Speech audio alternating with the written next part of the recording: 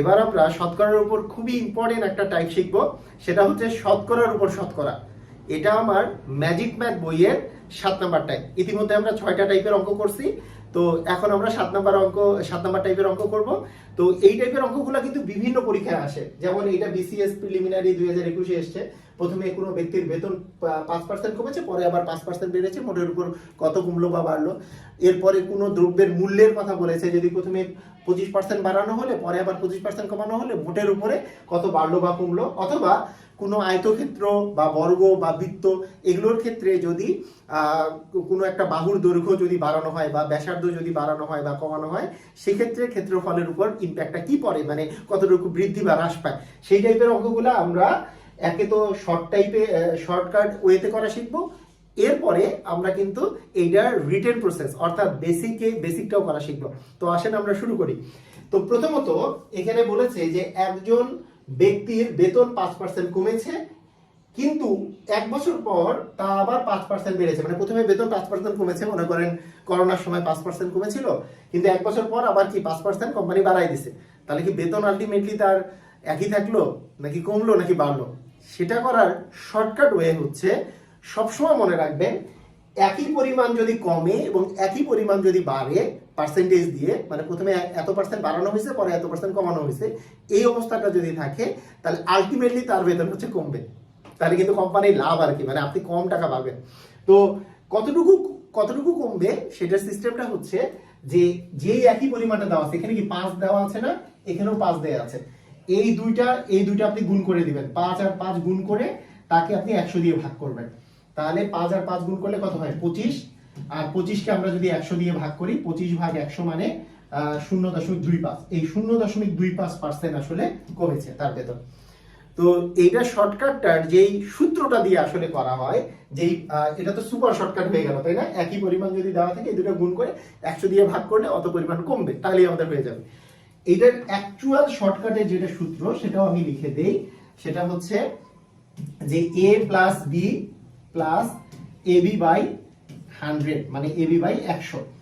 মানে প্রথমে যে পার্সেন্টেজটা দেওয়া আছে এবং দ্বিতীয়তে যে পার্সেন্টেজটা দেওয়া আছে, একটা হচ্ছে এ আরেকটা হচ্ছে বি, এবং এই যে এ আর বি যোগ করতে হবে, তারপরে এ আর বি গুণ করতে হবে বাই 100 করতে হবে। কিন্তু একটা জিনিস মনে রাখতে হবে, কোনো কিছু যদি কমে সেক্ষেত্রে আমরা মাইনাস চিন্তা করব, কোনো কিছু যদি বাড়ে তাহলে আমরা সেটাকে প্লাস চিন্তা করব। অর্থাৎ এ এর মান এখানে মাইনাস 5%, কেন? 5% কমেছে তাই।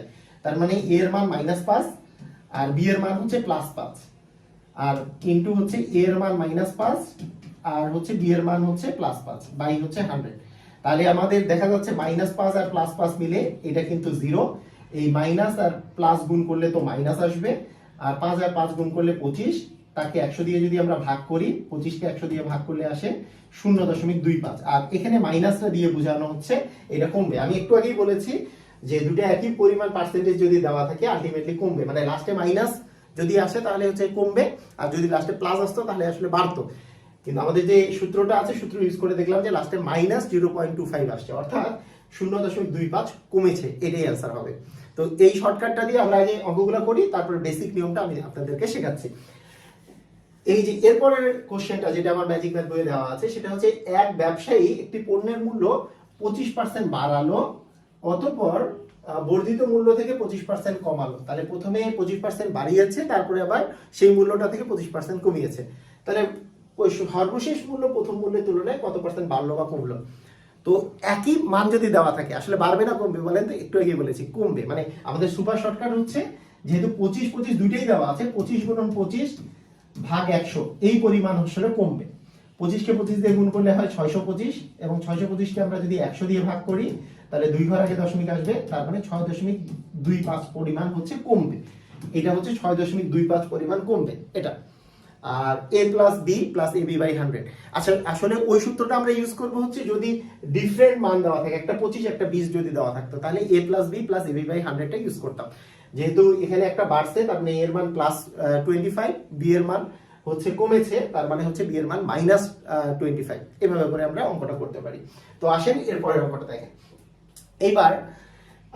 এবার এই অঙ্কটাতে দেখেন যে একটি আয়তক্ষেত্রের দৈর্ঘ্য যদি আমরা 5% বাড়াই, দৈর্ঘ্যটা 5% বৃদ্ধি করলে তার ক্ষেত্রফল কত পার্সেন্ট বৃদ্ধি পাবে। তো একটা আয়তক্ষেত্রের ক্ষেত্রে একটা আয়তক্ষেত্রের কথা যদি আমরা চিন্তা করি, সেই আয়তক্ষেত্রের আমরা দৈর্ঘ্য আছে আর কি আছে বলেন তো, প্রস্থ আছে। তাহলে দৈর্ঘ্য আর প্রস্থ, তাহলে দৈর্ঘ্য তো এই দুটো হচ্ছে দৈর্ঘ্য, এই দুটো হচ্ছে প্রস্থ। আমরা দৈর্ঘ্যকে যদি আমরা এ চিন্তা করি আর প্রস্থকে যদি আমরা বি চিন্তা করি, তাহলে ওই সিস্টেম অনুসারে এর আগের মতো করে আমরা এইটাও নির্ণয় করে ফেলতে পারবো। তাহলে ক্ষেত্রফল কত বাড়লো বা কমলো, এটা সিস্টেমটা হচ্ছে 5% যদি বৃদ্ধি করা হয়েছে সেটা কি দৈর্ঘ্যটা, কিন্তু প্রস্থটা সেম আছে। সেই ক্ষেত্রে এর মান হচ্ছে 5%, যেহেতু বৃদ্ধি পেয়েছে তাই প্লাস 5%। আর বি এর মান কত, বি এর মান হচ্ছে 0, বি এর মান বাড়েও নাই কমেও নাই, সেই জন্য বি এর মান হচ্ছে 0%, বাড়েও না, বাড়ানো হয় নাই কমানো হয় নাই। তাহলে আমরা যদি সূত্রটা অ্যাপ্লাই করি তাহলে পাচ্ছি a প্লাস বি প্লাস হচ্ছে ab বাই 100। তাহলে a এর মান কত 5, b এর মান কত 0, a এর মান 5, b এর মান 0 বাই হচ্ছে 100। 0 কে কোনো কিছু দিয়ে ভাগ করলেও 0ই হবে, এখানে তো 0ই আছে, তার মানে শেষ পর্যন্ত আসতেছে 5। অর্থাৎ আমরা বলতে পারি একটা আয়তক্ষেত্রের দৈর্ঘ্য 5% বৃদ্ধি পেলে ক্ষেত্রফলও 5%ই বৃদ্ধি পাবে। ক্লিয়ার, সবাই বুঝেছি? কিন্তু যদি এরকম থাকে যে দৈর্ঘ্য 5% বৃদ্ধি কিন্তু প্রস্থ 10% হ্রাস, তাহলে ক্ষেত্রফলে কি পরিবর্তন হবে?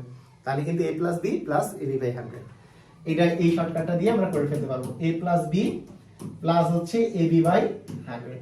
তাহলে a এর মান কত? a এর মান হচ্ছে আমাদের হচ্ছে 20%। এখন 20% কি প্লাস না মাইনাস? যেহেতু দৈর্ঘ্য বৃদ্ধি পেয়েছে তাহলে a এর মান হচ্ছে প্লাস, প্রস্থ 10% কি হয়েছে, 10% হচ্ছে হ্রাস করা হয়েছে।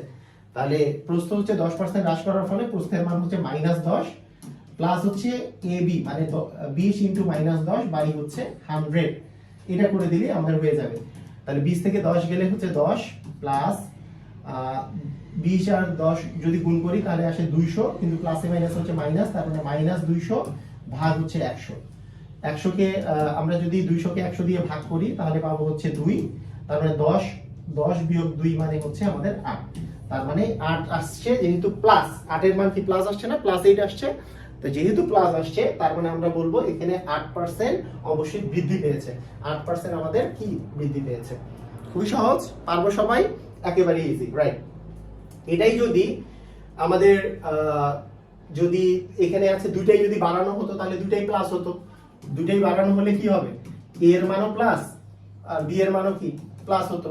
তাহলে a এর মান প্লাস আর b এর মান যদি প্লাস হয় তার মানে আসতো a plus b plus ab by 100, ab by 100। আমরা কি করতাম যে 20 আর 25 যোগ করলে 45 যোগ এই দুটো গুণ করলে 25 দিয়ে গেলে 50, তারপর একটা শূন্য, ডিভিশন হচ্ছে 100, কেটে দিলে এখানে 5 থাকতেছে, 45 আর 5 যোগ করলে হচ্ছে 45 আর 5 হচ্ছে 50। যেহেতু প্লাস মান তার মানে হচ্ছে 50% বৃদ্ধি পাবে। ক্লিয়ার, সবাই বুঝেছি? খুবই সহজ না?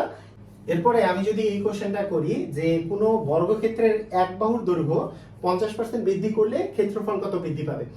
তো বর্গক্ষেত্রে তো চারটা বাহু সমান, মানে দৈর্ঘ্য প্রস্থ সমান, সেক্ষেত্রে দৈর্ঘ্য বৃদ্ধি করলে তার প্রস্থ বৃদ্ধি পাবে। তো আমরা এইভাবে করে চিন্তা করতে পারি, এই যে 50%টা যে দেওয়া আছে তার মানে a আর b এই দুটো ইকুয়ালি হচ্ছে 50%, a b এই দুটোই হচ্ছে 50%, যেহেতু বৃদ্ধি করলে বলা আছে তার মানে প্লাস 50%। তো সেই ক্ষেত্রে আমাদের ক্ষেত্রফল কত বৃদ্ধি পাবে? অ্যান্সার হচ্ছে a প্লাস b প্লাস হচ্ছে ab বাই 100।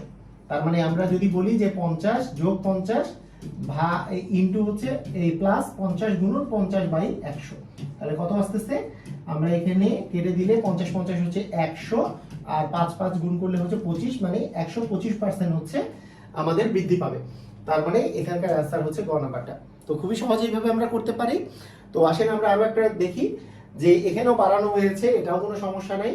তো এখানে আয়তক্ষেত্রের একটা 30 একটা হচ্ছে 20 বাড়ানো হয়েছে, তো a 30 আর b হচ্ছে 20, 30 আর 20 যোগ করলে হচ্ছে 50, আর 30 আর 20 গুণ করে 100 দিয়ে ভাগ করে সেটা যোগ করতে হবে। 30 আর 20 গুণ করে 100 দিয়ে ভাগ করলে শূন্য দুটো কেটে যাবে, 6 থাকবে। তার মানে হচ্ছে 30 আর 20 এ 50 ছিল আর 6 মিলে 56% অ্যান্সার হবে।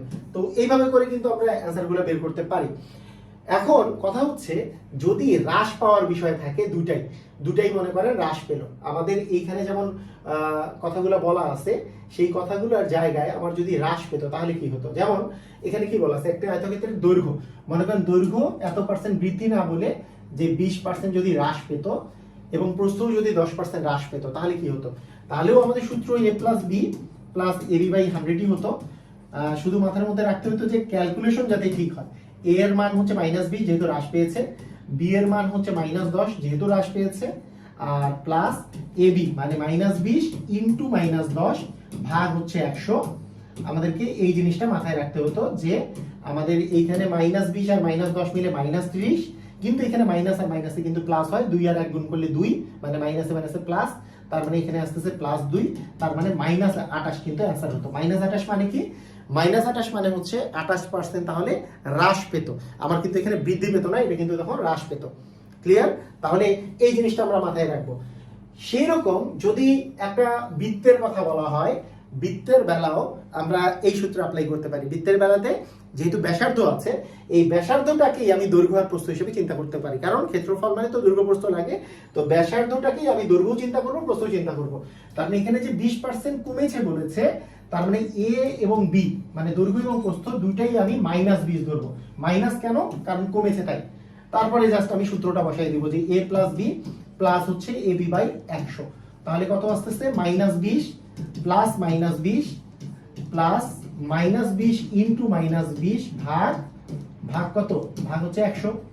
তাহলে দুইটা শূন্য কেটে গেল, -20 -20 মিলে হচ্ছে -40, আর মাইনাসে মাইনাসে যেহেতু প্লাস হয় গুণ করলে, তাহলে +4 তার মানে আসলে -36। সেক্ষেত্রে মাইনাস কেন এসছে? মাইনাস মানে হচ্ছে হ্রাস পেয়েছে। কত পার্সেন্ট হ্রাস পেয়েছে? 36% হ্রাস পেয়েছে। এভাবে করে আমরা খুবই সহজেই করতে পারি। তো এখন আমি যদি আপনাকে বলি, এগুলো তো আমরা সংক্ষিপ্ত ওয়েতে করলাম, তাহলে এগুলো যদি আমরা বড় নিয়মে করতে চাই, মানে নরমালি বেসিক নিয়মে করতে চাই, তাহলে কি? তাহলে বিষয়টা এরকম যে আমরা ধরে নিব যে ধরি তার প্রথমে বেতন ছিল হচ্ছে 100 টাকা। তো 100 টাকা থেকে যে ধরি তার বেতন ছিল কত? বেতন ছিল হচ্ছে 100 টাকা, এটা আমরা ধরে নিব। তো 5% হ্রাস পেলে, তাহলে 5% হ্রাসে প্রথমে কি 5% কমেছে? 5% কমে বেতন হয়েছে কত টাকা বলেন তো?